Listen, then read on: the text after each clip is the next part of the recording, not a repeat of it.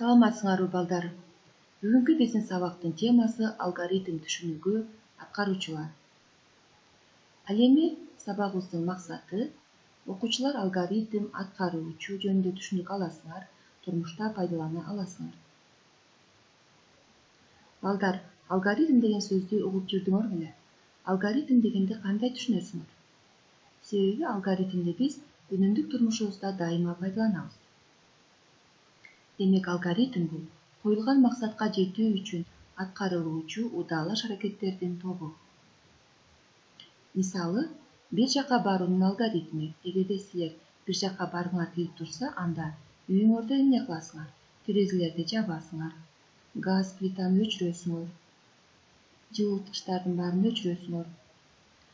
Андан кийин эшикти бекитип, анан барчу жериңерге барасыңар. Демек бул жерде силер кандайдыр бир командалардын удаалаштыгын аткарып жатасыңар балдар. Же болбосо тамак даярдоонун алгоритми. Демек тамак даярдоо учурунда да кандайдыр бир командалардын ыраттуулугун аткарабыз.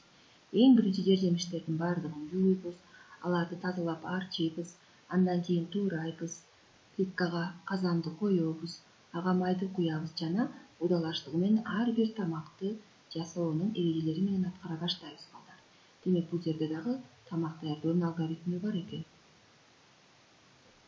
Галстук байлоонун алгоритми дагы бар, мисалы үчүн, галстук байлоодо дагы кандайдыр бир эрежелердин баарын аткарышыбыз керек балдар.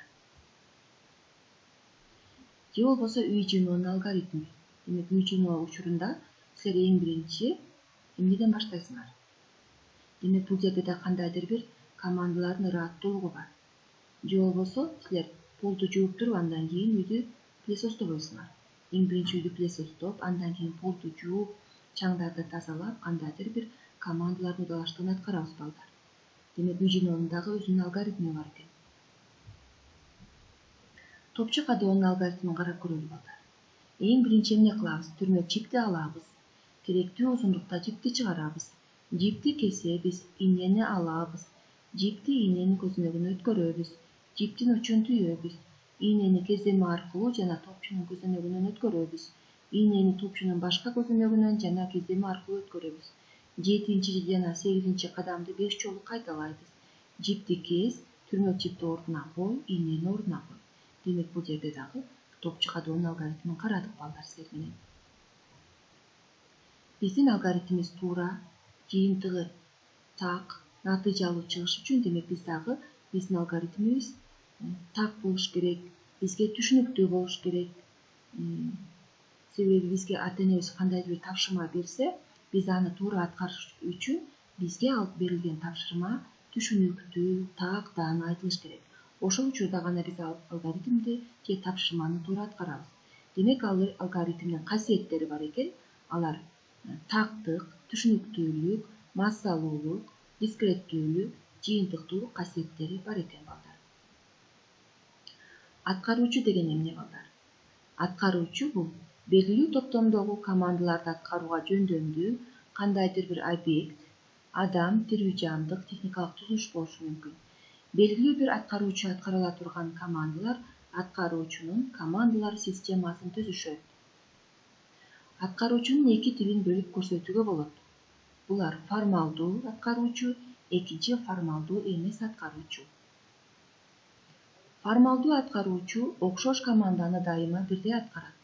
Мисалы, DVD дисктеги музыканы биринчи жолу уксак, кайра экинчи жолу да уксак, ошол эле команданы улам-улам аткарып, ошол эле музыканы улам-улам угабыз. Демек, окшош команданы дайыма бирдей аткарат. Ал эми формалдуу эмес аткаруучу мындай командаларды ар башкача аткарып коюшу мүмкүн.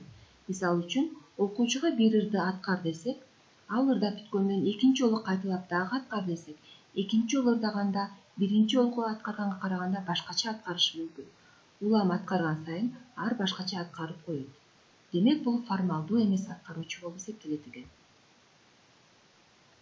Аткаруучуларга жогоруда айткандай эле тирүү жандыктар, техникалык түзүлүштөр кирет экен. Мисалы, бул жердеги телевизор, компьютер, автомат машина, духовка, адамдар, ит, күчүк мышык, робот, көптөгөн техникалык түзүлүштөр кирет экен аткаруучуга. Анда эмесе балдар сабакты бышыктайлы. Сабакты бышыктоо үчүн төмөндөгү суроолорго жооп берип көрөлү. Алгоритм деп эмнени айтабыз, балдар? Алгоритмди аткаруучу деп кимди же эмнени айтабыз? Ар кандай машинада иштеген адамдын баасы канча болсо, ал машинанын баасы да ошончо болот деген Норберт Винердин айтканын кандай түшүнөсүңөр, балдар? Өз алдыбызча ошол суроолорго жооп берип көрөлүчү. Ал эми үйгө тапшырма, балдар. Үйдөн тапшырма аткаруунун алгоритмин түзүп келесиңер. Экинчи, кыргыз эл жомокторунда кездешүүчү аткаруучулардын мисалдарын келтирип келгиле. Алардын типтерин аныктагыла. Көңүл бурганыңарга чоң рахмат, балдар. Кийинки сабакта жолуккучакты сак саламатта тургула.